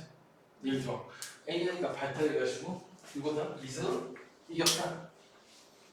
그럼 그 뒤에는 AI가 더 많은 데이터를 흡수해서 그때보다 더 나아졌겠지? 그래서 아마도 AI를 한 번이라도 이겨본 바둑계에서 AI를 한 번이라도 이겨본 마지막 사람이 이세돌이 될 수 있다. 이제는 아마 따라잡기 힘들 거다. 이건 기술적인 특이점이에요. 그걸 왜 특이점이라고 하냐면 이렇게 인간하고 AI의 능력이 같아진 순간 인간이 무슨 수를 써도 AI를 이길 수가 없다. 그죠? 다행인 건 아직까지 인간의 지식의 총량이 AI보다 훨씬 크다는 거야. 나쁜 점은 언젠간 따라잡힌다는 거다. 근데 딱 따라잡힌 다음에는 열심히 공부한다? 아니면 AI가 더 나아. 열심히 기술 익힌다? 그냥 AI한테 시키는 게 나아. 돈도 안 들어. 공부 안 해도 되는 거다. 그래서 아마 특이점이 지난 다음은 공부를 안 해도 될 거다. 아직까지 그냥 아직 불확실해서 그래. 언젠간 이렇게 될 겁니다. 확실한 건 그 특이점이 온 다음부터는 무슨 수를 써도 AI를 따라잡을 수가 없다. 그때부터 인간 뭘 해야 될까? 놀아야 돼. 같이 잘 노는 방법이 필요하구나. 그 대신 놀고만 있으니까 돈이 없잖아. AI가 돈 벌어오면 돼. 맞아, 그게 기본 소득제의 기본이다. 즉 우리나라도 사실 몇 년 전에 기본 소득제 도입하려고 하고 전 세계도 기본 소득제라는 걸 도입하려고 하는 이유가 일단 경제는 돌아가야지. AI가 뭘 잘 만든다고 해서 쓸 사람이 있어야 될 거 아니야. AI가 쓰지만 할 거고. 그래서 기본 소득을 받고 그거 가지고 뭔가 재밌는 거 알아서 하면 된다. 로 생각이 되지만 사실은 기술 가진 놈 마음이거든. 그래서 굉장히 사실은 불확실한 일이야. 멜 커즈와의 예상은 2030년대쯤인데 너네가 대학생 때 얘기죠, 그지? 근데 아마 그보다는 30년 늦을 것 같아. 내 생각에 2050년은 돼야 될 것 같은데 2050년에 탄소 중립.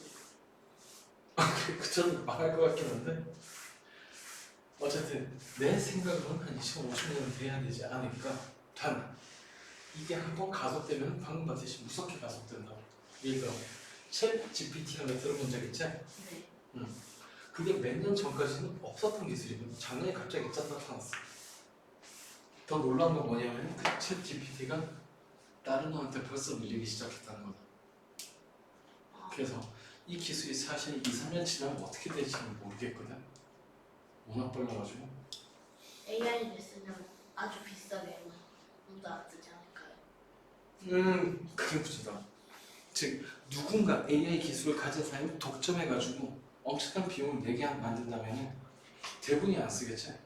네. 그럼 AI 쓰는 사람한테 무조건 이익이 된다. 아 맞네. 그래서 심지어 어떤 사람 예를 들어가지고 누구지? 스페이스X 그 일론 일론 머스크는 AI를 처음에 개발하겠다라고 뛰어들 때 목적이 뭐냐면 딴 놈들이 AI를 독점하는 걸 방해하려고, 즉 대안으로 쓸 수 있는 거 하나를 만들어 놓으려고 자기가 하겠다라는 그런 거 못 느끼지? 지금 사실은 상당히 문제야. AI를 아무리 부자라도 못 사잖아요.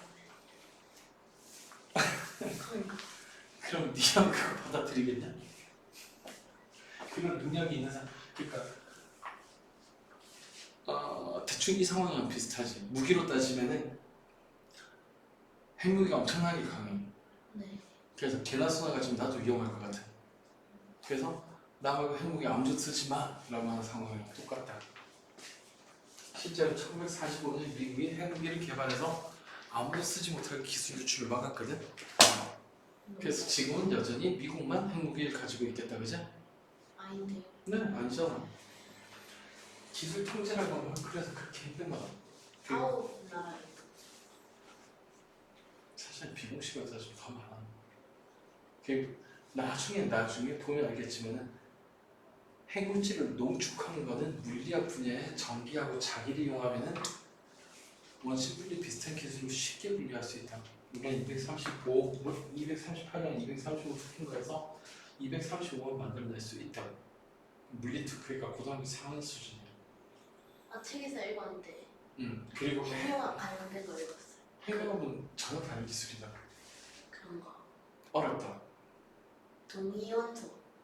아니 동위원소는 나오는 건 핵 분열이고 안에 그 잘못한 거. 핵융합은 흔치 않은 과학기술 분야에서 우리나라가 세계 1등하고 있는 분야다.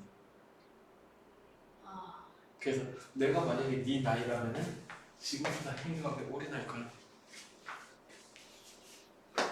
원래 기술이 원래 싸움도 그렇고 뭐든 그렇지만은 선방 날리는 게 제일 중요하거든. 예를 들어 AI 지금 GPT보다 좋은 AI 생성의 AI가 나오는데 사람들이 이름을 잘 모르는 이유 선방 날리는 게 GPT라서 그렇다. 그래서 기술 먼저 개발해서 이거 내 거라고 하고 네 사라고 강요하는 게 사실 제일 나아. 자 어쨌든 그건 나중 얘기고 핵융합은 아주 심심하면은 찾아봐. 이름 더 외우기 쉽거든. 아 그거. 코리아 슈퍼컨덕팅 토크마 어드밴스드 리서치 약자. 이게 5년 전까지만 해도 검색하면 K-팝 스타만 나오는데 요즘에 이거 나오더라고.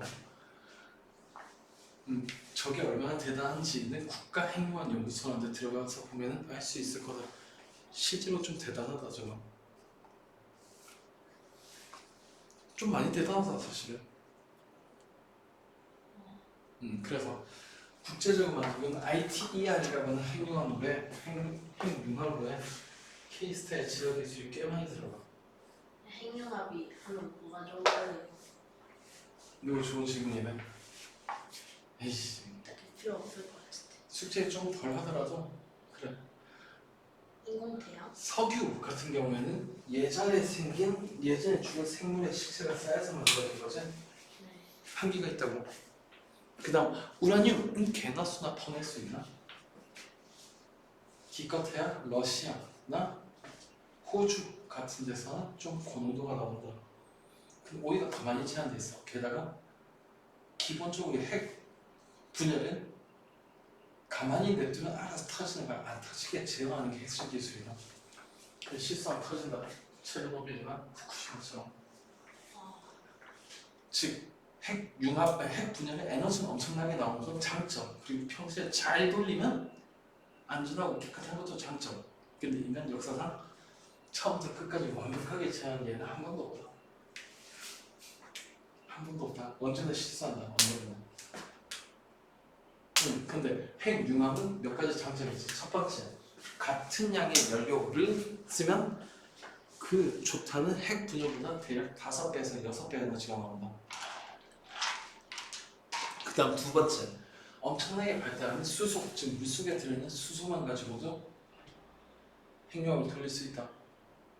그래서 지금 현재 정도의 전력 소모를 핵융합 기술을 커버하면은 이론적으로 에너지 쓸 수 있는 연수가 석탄 30년, 50년 그러고 핵분열도 200년, 300년 그러는데 핵분열 맞지? 핵융합은 50억 년이다. 와. 그러니까 바다만 있으면 누구나 재료를 다 끄집어낼 수 있다고. 그 다음 세 번째, 제어가 실패하면은 터지는 게 아니라 꺼진다. 즉 매우 안전하다는 얘기야. 그래서 사실은 대량으로 인간이 쓰는 에너지 대체할 수 있는 기술은 아마도 내가 볼 때 핵융합밖에 없어. 태양전지 잊어버려라. 우리나라가 지금 현재 쓰고 있는 전력을 태양전지로 생산할 때 필요한 면적을 계산해 본 사람이 있거든. 우리나라 면적의 3배가 필요하대. 우리나라 쓰는 전기 만들려면 택도 없는 얘기야. 친환경 에너지는 이미 기술이 다 만들어졌는데 왜 사람들이 아무도 안 쓸까? 첫 번째, 효율이 떨어지거나 두 번째, 비싸구나. 그 문제를 전부 다 해결할 수 있는 내가 보고 있으면 핵융합밖에 없어. 아니 그냥 핵분열 계속 쓰든가. 자, 어쨌든 이 정도 하고 마지막이야. 좀 빨리 나가야 되겠다. 자, 그 사전얘기 그 다음 세 번째, 지하수의 용해작용인데 이건 복잡하게 생각할 게 아니라 그냥 단순히 석회도를 얘기하는 거다. 어떻게 된 거냐면은 지하수가 만들어진 게 빗물 때문이지.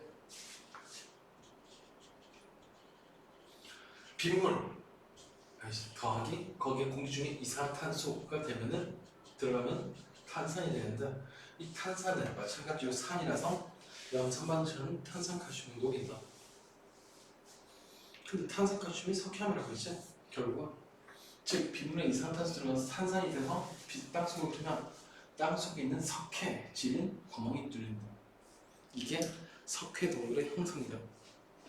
이야 진짜 이렇게 되는데. 자, 그 다음 세 번째, 풍화에 영향을 주는 요인.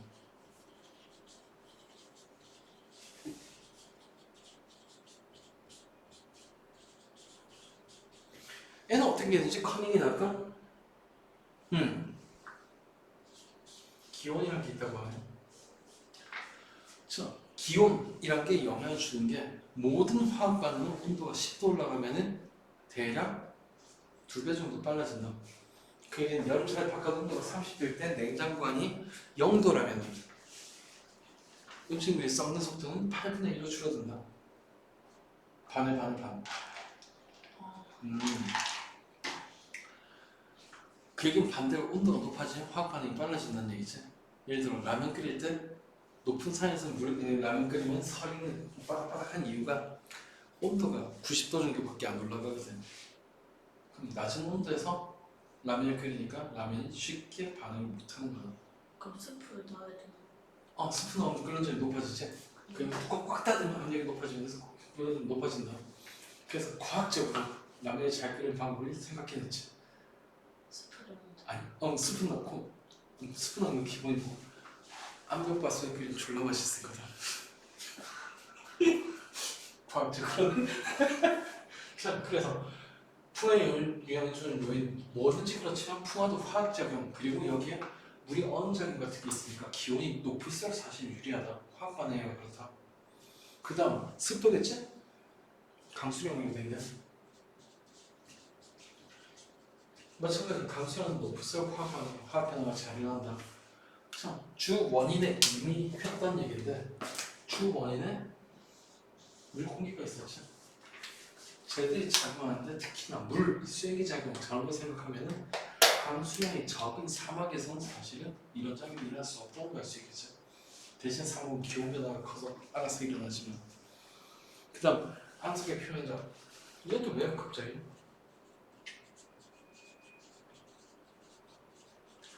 자, 풍화는 제자리에서 전기 부서진다라고 하는데 누가 와서 때리고 깨는 건 풍화가 아니라 침식이라고 한다. 그래서 풍화는 제자리에서 여러 요인 때문에 알아서 부서지는 현상인데 당연한 얘기지만 표면에서만 일어날 수 있어. 그러니까 표면적이 높은 클수록 즉 울퉁불퉁할수록 풍화가 잘 일어날 거다. 이런 얘기지. 그 다음 시간이 조금밖에 안 남았지만 토양까지는 해야 숙제를 할 수 있을 것 같아서 토양의 생성 컴부자가 되고 필요한 얘기 대충 했으니까 풍화의 결과물이 토양이라고 얘기했었다 그죠? 맞나? 네. 그래서 뭐라고 되냐 암석이 오랫동안 풍화를 받아가지고 자기 부서진 상대면을 만들어서 힘을 잘 수 있는 흙 즉 암석이 풍화돼서 흙이 생겼다 정도만 얘기한 거다 그죠? 그럼 결국 중요한 게 토양의 생성 과정인 가운데 그 이름으로 볼까? 원래는 누가 있냐면은 거대한 돌덩이가 있다. 이건 통째로 기반암. 자 그럼 이거 생각해볼까? 저 기반암 위에 식물 씨앗이 떨어졌다. 살아남을까? 암석 위에 식물 씨앗이 떨어졌어. 꽃이 피고 무사히 자랄 수 있을까? 아니요. 없지. 네. 물도 없고 물 있어도 금방 마르고 그렇지. 뿌리도 못 내리고 망했네. 식물이 못 산다. 근데 지구가 처음 생길 때는 기반암 즉 화산화밖에 없었을 거라는 얘기야. 그런데 풍화가 되면 이 기반암의 일부가 잘게 부서지겠다, 그지? 자, 여긴 기반암. 근데 잘게 부서졌다고 하더라도 아직까지는 덩어리가 꽤 클 거다. 그러니까 대충 자갈 같은 정도라고 생각하면 된다. 자, 그러면 이거 한번 또 생각해볼까? 자갈밭에 이 정도면 사람들이 사막이라고 부른다. 딱 사막이 이런 형태라고 생각하면 돼. 자, 그럼 요 위에다가 씨앗 떨어뜨릴까? 잘 자라겠나? 아니요. 응, 사막에 식물이 어떻게 자라? 왜? 사막에 식물이 왜 못 자라지? 더우니까. 아주 더워 물이 추워. 안 나서. 응? 물이 없잖아. 비가 내렸다고 하더니 금방 실라 내려간다, 그지? 표면에는 안정적으로 물이 담을 수 있는 무언가 없다. 그게 흙이다, 그지? 아직까지 흙이 안 생기고 자갈 정도가 됐으니까 혹시 이거 이름 나왔나? 모질물이라고? 어디다 쓰지? 딱히. 딱히 안 나와? 그 자갈이라고 돼 있어? 죄송합니다. 아, 잘게 없구나. 아예 망할. 그러면 여기 기반암이라든가 모질물이라든가 이런 이름을 몰라도 된다. 야! 꺼져! 자, 그럼 이 상태에서 계속 풍화가 일어나면 자갈이 더 잘게 부서지면 모래를 지나서 뭐가 만들어질 거다? 이 만들어지겠지. 드디어 토양이 만들어진다. 그럼 다시 여기에 모질물이 있을 거고 그 다음 그 위엔 잘게 쪼개져 가지고 이제 알갱이 그리기 힘든 표토랑이 된다. 흙이다. 자 그럼 또 똑같은 질문. 여기에 식물 떨어지면 죽고 여기도 죽는데 이젠 살 수 있을까? 네. 예스. 살 수 있지. 그래서 드디어 식물이 자라고 잎이 나고 과업성에서 꽃이 피고 자손을 낳아가지고 옆에 또 나오고 그지? 그러다 보면 돼지가 와서 살다가 뒤지고 그지? 해보도 있고 해부로 남았는데 나머지는 전부 다 흙이 돼서 쌓였겠지? 근데 생물은 어차피 생물한테서 양분 나온다. 예를 들어 네가 오늘 먹은 모든 거는 어떤 생물의 시체다. 뭐 먹었냐? 밥 먹었겠지? 네. 그거 벼 시체잖아. 김치 먹었냐? 네. 배추 시체. 물론 돼지고기 돼지 시체고 소고기 소 시체고 그러지. 모든 생물은 다양한 생물의 시체 또는 그 성을 보고 살아야 된다. 자, 그 얘기는 흙만 있으면 잘 자라냐 하면 안타깝게 그건 아니란 얘기다. 처음엔 양분이 별로 없어서 식물이 제한적으로 살고 많은 생물이 살지 못할 거다. 근데 그렇게 살려는 죽은 생물이 죽어서 다른 생물한테 밑거름이요. 그렇지 밑거름 사람들이 흔히 그걸 거름이라고 부르지. 여기 기반은 그 다음 여기 귀찮으니까 대충 그리자. 모질물. 그 다음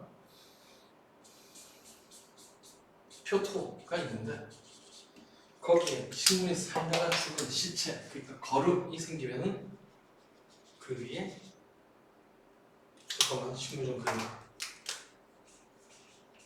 그 위에 까만색 양분이 쌓인다. 그런 걸 사람들이 뭐라고 부르냐면은 부식토라고 해요. 또는 초등학교 때 부르는 이름대로 화단이 그 양분이 빗물에 씻겨 내려가면 표토는 식물들이 써먹고 있고 뿌리가 닿지 않은 정도 깊은 데 가가지고 이 양분이 쌓인다. 여기를 쉼터라고 해요. 자, 그래서 나중에 농사 지을 일은 없겠지만 농사 지을 때 기본이 한번 자라게 한다면 땅을 뒤집어 엎어가지고 쉼터를 표토로 다시 만들어줘야 돼요. 그래야 양분이 잘 식물한테 전달이 된다. 자, 그래서 생성 순서라고 하는 거 다시 기반함이 생긴 나무 후반에서 작아진 거의 무지물, 그 다음에 표토가 먼저 생기고 거기에 생물이 살아야 부식도 거기에서 양분이 들어가서 쉼터가 생기는 거예요. 자, 그래서 잠깐 옆에 좀 써놓을까? 자, 과정은 그렇고 생물 활동이 가장 활발한 층 제일 위쪽 이게 표토라는 얘기다. 그래서 생물 활동이 가장 활발한 층이라고 하는 거 옆에 표토라고 좀 써놓자. 그 다음 두 번째 층 약간 아래쪽 지표면 토양에서 표면에 녹은 물질 이게 양분이다. 이 양분이 쌓여서 만들어지는 층 이거는 쉼터야. 그 다음 암석 조각과 물에 이게 딱 사막이라고 했다 그치? 여기 이루어진 층 물론 이게 있으면 살기 힘들겠지만 어디나 있긴 하다. 땅속 깊은데 이걸 모질물이라고 한다. 그리고 제일 아래쪽에 깔려있는 암석층이 기반함 암석이다.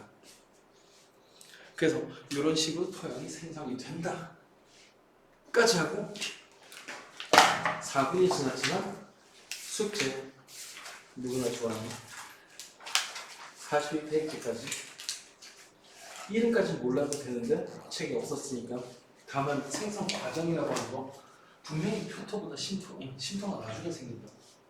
양분이 들어가야 되기 때문에 그 사이 수많은 생물이 살고 죽고 반복할 거라는 어떻게 해 이거까지? 네. 어떻게 해?